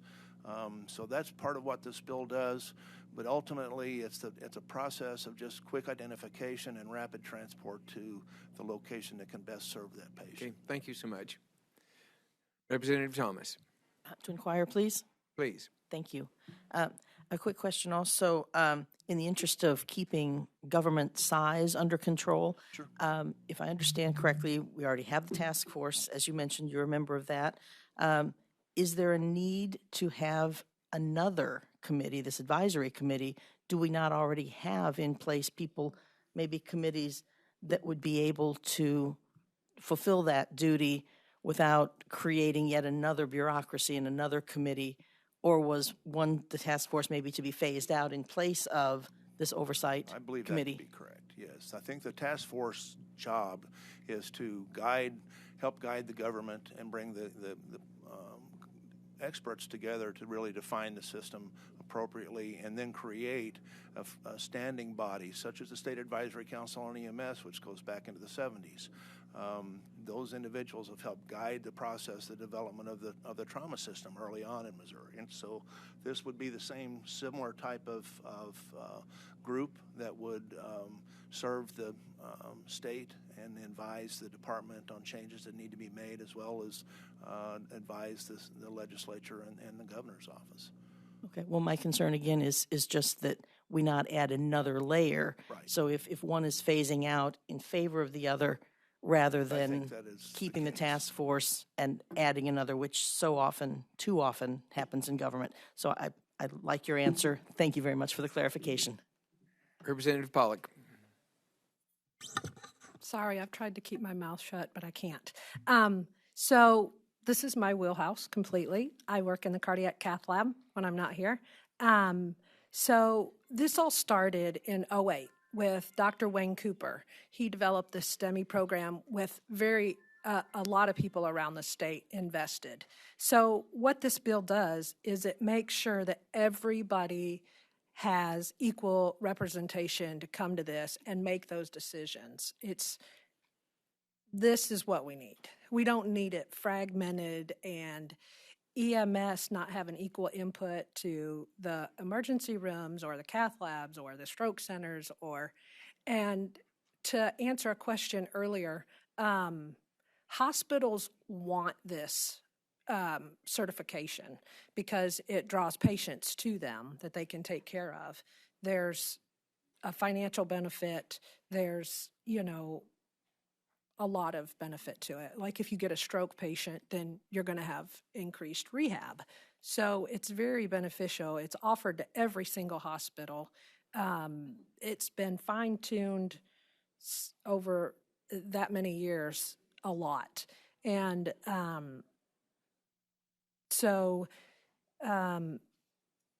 we collect so much data in the hospital, it's ridiculous. So I love that it's addressing the redundancy because as a healthcare professional, you want the certification that best suits your job and your resume per se. So people are already seeking all of the certifications. So it just makes more sense that we get government out of the way, have this oversight committee to bring people to the table so they can have equal discussions and serve all of Missouri adequately. So this is a phenomenal bill. It does all that. And I love the parts in it that gets rid of a lot of the red tape because, we could do a lot more patient care if we didn't have to report here and here and here. And, in healthcare, if you don't document it, we didn't do it. So you have to document, and there's lots of documentation, but instead of requiring it to be reported to 5 different companies, we can have one place for everybody to go look for it themselves. So I hope that cleared it up. Thank you. Dr. Thomas. Just a comment, please. Go ahead. Thank you. And I hope in no way was I coming across as not in favor. As a physician myself, I'm very well aware of these programs and the need, and time is brain and all the different things. The faster, the better to get people to the proper designated center. The improvements in care that have been made over the past, heaven forbid, 20 years, but even the past couple years, it's just remarkable. So we absolutely want to streamline the system. My only question, again, was about the transportation and people's choice within that. And again, not duplicating services. Or again, the more streamlined we can have, the less task forces, but that bring everybody that need to be involved together. So those were my clarifications, but I'm absolutely in support. And I appreciate what the entire system does, and the number of people you have saved is remarkable. So my hat's off to you. Thanks. Okay, can we have, we're starting to have some shortchanging some people here. Thank you very much, sir, for your taking the time to come and being very, very helpful. Yes, sir. Mr. Chairman, members of the committee, Jorgen Schlemer on behalf of the Missouri College of Emergency Physicians and also the physician assistants, the Missouri College of and the Fire Service Alliance. Missouri College of Emergency Physicians, page 15, line 158, that basically, that was a large topic of discussion. That's basically just saying, hey, nationally, these private entities have gotten together. This is what the education requirement should be. Let's just codify that. Let's not reinvent the wheel in Missouri. So they've done that. Physician assistant. The APRNs, by the way, is a registered nurse with a APRN certification, so they would also already be in there. And then so that should answer Representative Lewis's right. concern. Yep, okay. They're in there. And then finally, on the advisory committee, I will say that whether you like the department director or not, that if you look at who, in this case, he would have to appoint, the director's pretty confined. I mean, one member who's a physician serving as a regional EMS director. There's probably only a handful of those folks in the state. Air ambulance service. So as this is written, the director really doesn't have carte blanche. He has to pick from very narrow buckets. Okay. Very narrow buckets for what appears to be, maybe 20 or so members. So with that, Mr. Chairman, I conclude. Representative over there. Close enough. All right. Thank you. To inquire? Go ahead, please. Thank you. I appreciate your comments about the director, and his selection does appear to be rather limited in scope. There are some really fine individuals, and I really appreciate the previous person that was up here testifying, so that does ease my mind quite a bit. So thank you very much. Thank you. Questions and comments? Thank you, Mr. Schlemeyer. Supporting testimony.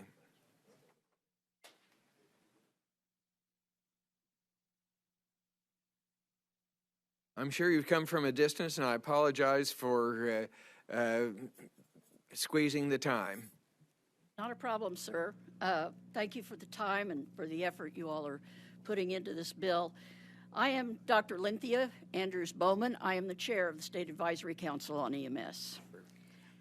It was Dr. Bill German, myself, and 2 nurses at the Red Lobster over there by the Country Club in Jefferson City here in 2003 and 4 on napkins, folks, on napkins, that started churning this out. And the overlying concept was our care should be patient-centered care. And at that time, our emergency medical services were going in all different directions.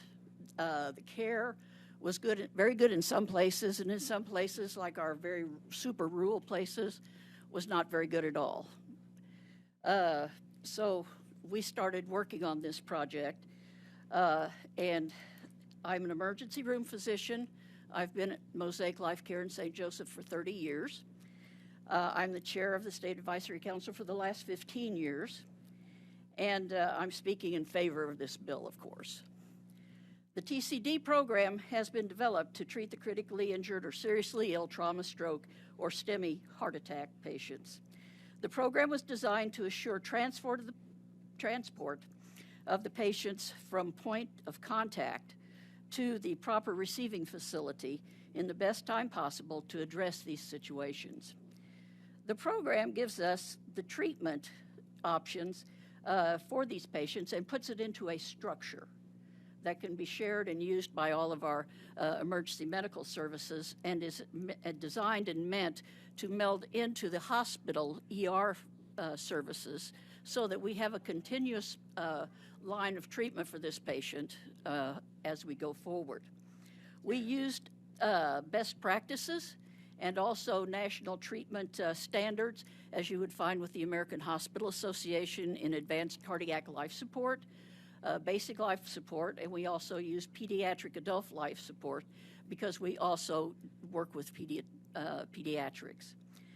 In 2007, as the chair of the State Advisory Council on EMS, I helped Dr. Bill German form a TCD task force. The response was overwhelming to be on this task force, and more than 780 people attended those meetings as we worked on this. It was not always pretty in some of these meetings. There was some very aggressive discussion about things. One of the things was the education bill for the emergency physicians. And I can tell you, as one of the people that sat in the middle of most of that, what we had to do was design a structure for that, and we had to apply it to everybody at that time because we were writing the bill. So that meant that in our trauma centers, we have level 1 trauma centers and stroke centers and STEMI centers. And the level 1s take care of the most ill patients, and they have the facilities to do all the wonderful magic modality things that we can do, like taking clots out of brain vessels, taking clots and doing stents and cardiac surgery, those kind of things. But we also realized that there are many emergency departments in the state that have locums tenens physicians, and not always are they up to date on those, so up to date on their education. So we applied it to everyone at that time, and it's 26 hours of training in trauma, stroke, and STEMI. And it is due at the end of the year, just as the rest of our CME credits are due. And it was not, it's one of those things. I'm in a trauma 2 center for most everything, a trauma 1 center for cardiac. And having to take those courses over and over and over again, over 40 years, I've been through a lot of them. But the idea was that if we at least would be pushing forward needed education to make sure the people that came to this small rural hospital would have doctors available that were educated as well as we could educate them at that point. So today, many of the members of the original group are actually still working on this. And as you can see from the progression through the history, it's been a tremendous piece of work to do. Most states in the United States have their state EMS medical director do this. Missouri was the first state to have this put into legislation so that it would be stable, it would be controllable, it could be accounted for. And we are accountable to you. We are accountable to any person we take care of, and we're accountable to their families. So as we moved on, and some of us have grown a little gray working on this, but while the initial TCD laws was passed in 2008, and we've continued efforts to stay in sync with the dynamic world of medicine, we've had to come up to redo this and rework on this to make sure that we can go forward and continue to be on the cutting edge of medicine and taking the best care of our patients. House Bill 2355 is the result of the work and commitment and expertise of a dedicated group of doctors, nurses, EMS personnel, hospital administrators, and employees that are in charge of the trauma, stroke, and STEMI programs. So in a hospital, you will have a trauma manager, a stroke manager, and a STEMI manager. And they are responsible, along with their medical directors of those programs, to provide and make sure that the regulations and the best practices are being used to take care of those patients. You talk about site reviews. Site reviews are our check from the statewide level on those requirements to make sure that they are being met and that they are being honored. And it is also one way that we have to assure quality of programs, because, you know, I can come in here with a bunch of anecdotes for you, but right now, without the data that we need, we can't give you an exact picture of how well we're doing. We can get pictures of how well we're doing within our own agencies, because we can use some of the information that we gather on the EMS run bills, run sheets, or from some of the stuff that we generate, charts we generate out of the ER. But what we're looking for and working on now is a data piece that you can see, because you allot the money, you see the programs, you understand more globally on many issues than we do from our perspective what we need, and you can understand, then you understand better what we need too. So, you know, I know we've saved thousands of people over the state. We've saved the 42-year-old farmer with 3 kids that has a heart attack on his tractor in the middle of the field. We've lifted him out with our air support and gotten him to a hospital, gotten his heart vessels opened up, and he's back out there in his fields. So we're not only going for quantity of time for a person, we go for quality of life. And to be quality of life means sending a patient back into the community, and those people are working, and they're taking care of their families. They're on the school boards, they're on the ambulance boards. They're working with us and working to pay, and they pay their taxes so that we can have the programs that we have in the state. So that's what our major aim has been at in this. The future is very promising, and even more lives are going to be saved just based on the sheer number of hospitals. And we have 219 ambulance services in this state at various levels. We have basic life support ambulances, and we have acute life support ambulance systems. In Missouri, they're participating now. They work with us. We work with them. And I have to tell Representative Andrews that I just took over as medical director of the Worth County Ambulance Service because their medical director is now president of a hospital in our region. So I'm looking forward to working with them very much. Currently, we have 29 designated trauma centers. We have 58 STEMI centers, and we have 70 stroke centers. In the coming year, as we catch up, pardon me, as we catch up with the COVID backset that we've had and get some more site reviews done, we're going to be adding numbers to that. So we are getting more hospitals that are coming on board with us. To answer a question about patient's preference, if a patient has a preference for for a hospital, we try to accommodate that. But I have to tell you, I've told, I was the Buchanan County Medical Director until I retired from that, and we've had to talk some people into going to a hospital maybe they didn't want to go to, taking them to St. Luke's or KU or Brigham Mosaic, because we knew that our smaller hospital couldn't give them that care in a good amount of time, and they would have worse problems. So we have tried to talk them out, but most of the time we get them to the place that they would like to go. Several hospitals will be designated in 2022, making our system even more robust. And we talked about the reviews on the centers, but medicine's dynamic. What we do today, we have to look at next year.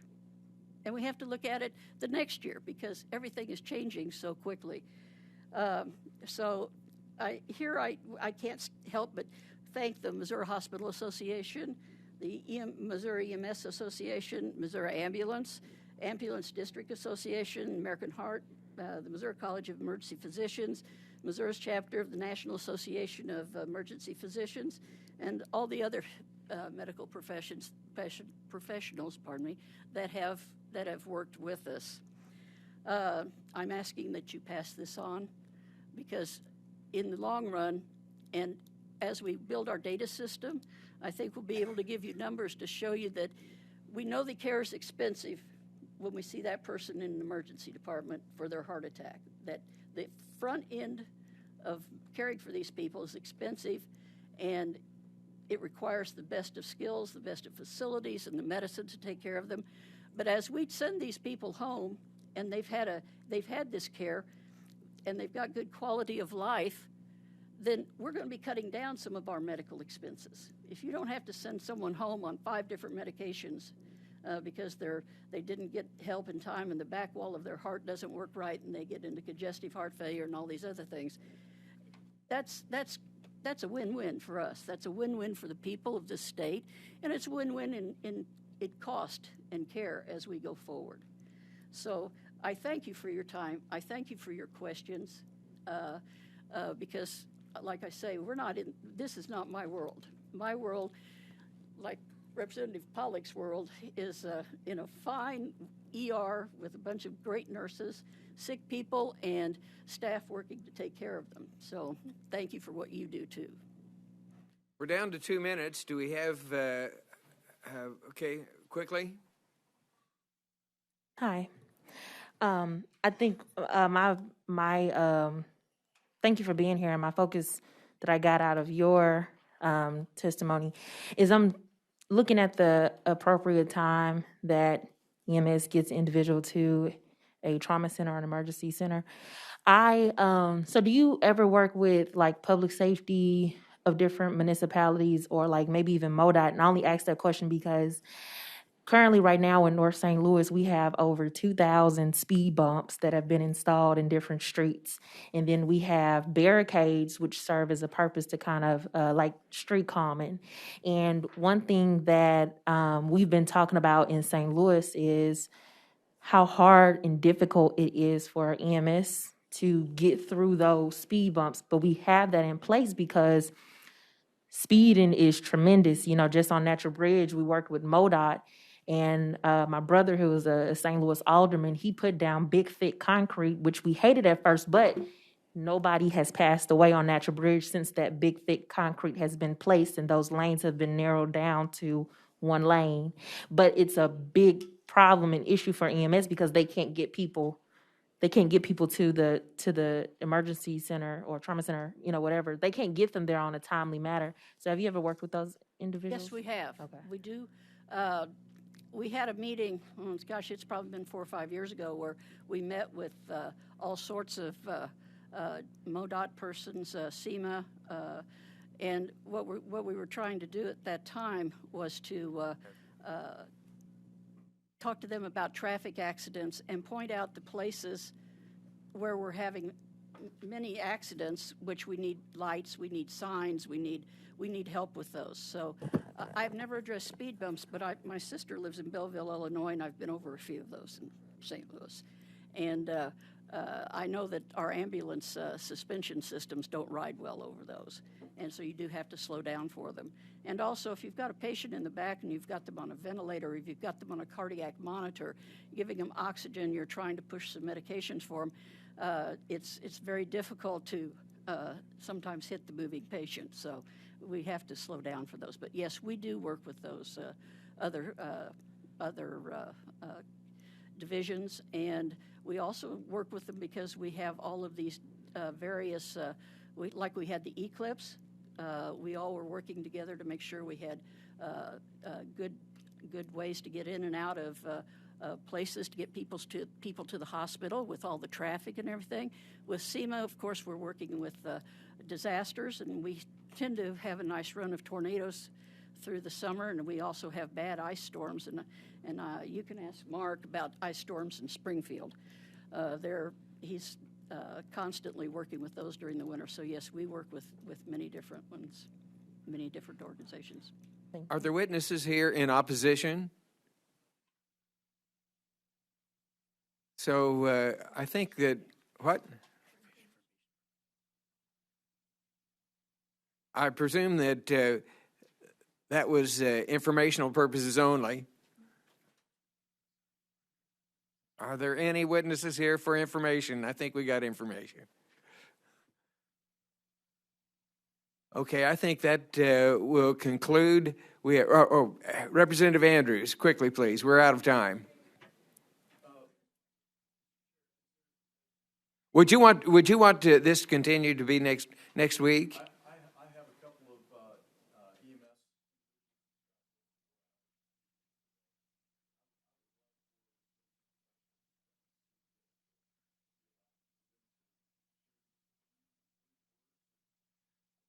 I would like to be here as long as it needs to be, but we are time constrained on our on the availability of the room.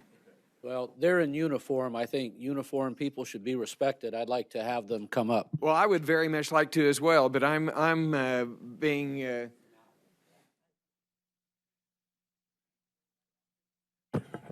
Yes, ma'am. I would just invite any of you to come to my office and share your story, because it's really important that we hear from you. But I understand that this room is taken up, so please come to 103. Thank you.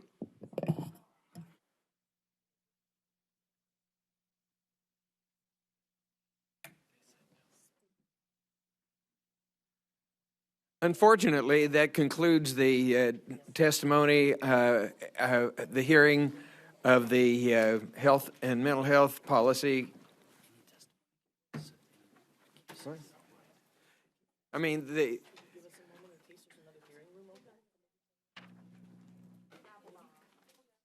hang on just a minute. What?